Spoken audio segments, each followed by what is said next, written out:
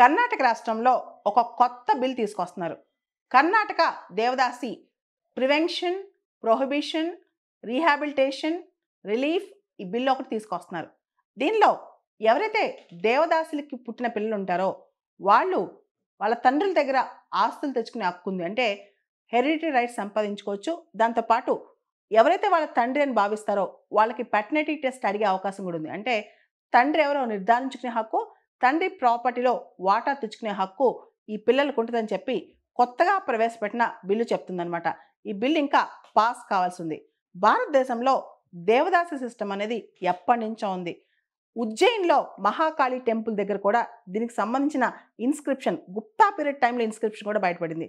ఆ తర్వాత భక్తి మూమెంట్ ద్వారా ఈ దేవదాసి సిస్టమ్కి ఇంకా ఎక్కువ స్ట్రెంత్ వచ్చిందనమాట. మనం చూస్తే కనుక కర్ణాటక, ఆంధ్ర, తెలంగాణ, తమిళనాడు ఈ ప్రాంతాల్లో కూడా విపరీతంగా దేవదాసి సిస్టమ్ ఉండేది. 18th, 19th సెంచరీస్లో అయితే దేవదాసి సిస్టమ్ ఎక్కువగా ప్రివలెంట్లో ఉండేదన్నమాట. ముఖ్యంగా మనం చూస్తే వీళ్ళని టెంపుల్ ఉమెన్ ఉంటాం. అంటే దేవుడు తీసుకొచ్చి అమ్మాయిల్ని అంకితం ఇస్తారు. మనం చూసాం ఒక సినిమాలో శ్యామ్ సింగ్ రాయ్ అని చెప్పి. అంటే మొత్తం టెంపుల్లోనే టెంపుల్ ఆవరణలో ఉంటాం. వాళ్ళు ఆట పాట నేర్చుకుని దేవుడిని మెప్పించడం. అండ్ వాళ్ళు విలేజ్కి ఒక కలెక్టివ్ ఉమెన్ లాగా, అంటే విలేజ్లో పెద్దలు కానీ ఆ ప్రీస్టులు కానీ వీళ్ళందరూ కూడా ఆ ఉమెన్ పైన ఫిజికల్గా హక్కు కలిగి ఉంటారనమాట. ఇటువంటి సిస్టమ్ ఇండియాలో ఉంది.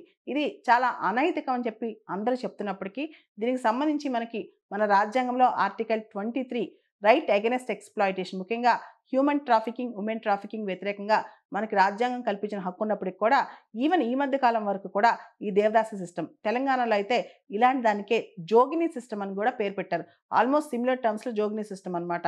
ఇక మనం కర్ణాటక రాష్ట్రంలో చూసినట్లయితే అమ్మాయిల్ని రేణుకా ఎల్లమ్మ టెంపుల్కి అంకితం ఇస్తారనమాట.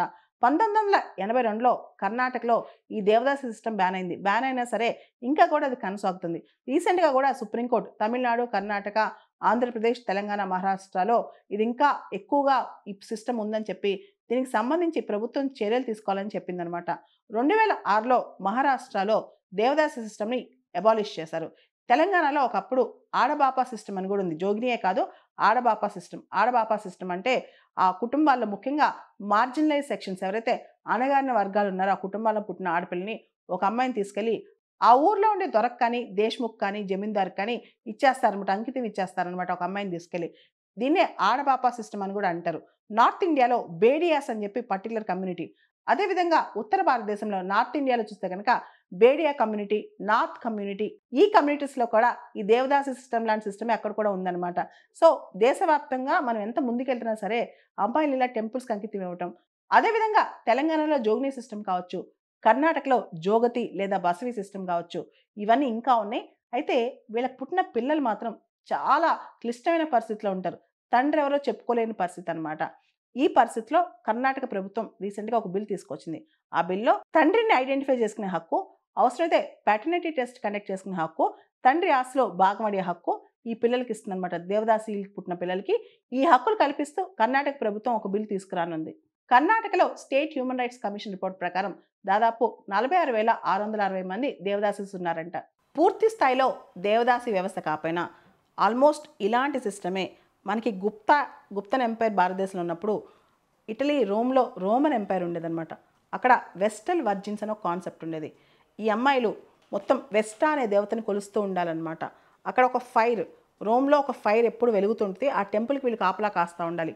నిప్పు ఆరిపోయినా లేదా ఈ అమ్మాయిలు వేరే సంబంధం పెట్టుకున్నా వీళ్ళని ఒక రూమ్లో పెట్టేసేసి కంప్లీట్గా ఈ అమ్మాయిలను ఒక రూమ్లో పెట్టేసి చనిపోయేదాకా రూమ్ తలుపు ఓపెన్ చేయరనమాట. సో చాలా కఠినమైన ఈ ప్యూరిటీ రూల్స్ అక్కడ ఉంటాయి అమ్మాయిలకి అనమాట. వాళ్ళు ఎటువంటి తప్పు చేయకూడదు, ఎవరితో రిలేషన్లో ఉండకూడదు, అదేవిధంగా నిప్పు ఆరిపోకూడదు. మూడిట్లో ఏది జరిగినా సరే వీళ్ళని చంపేస్తారు చాలా దారుణంగా.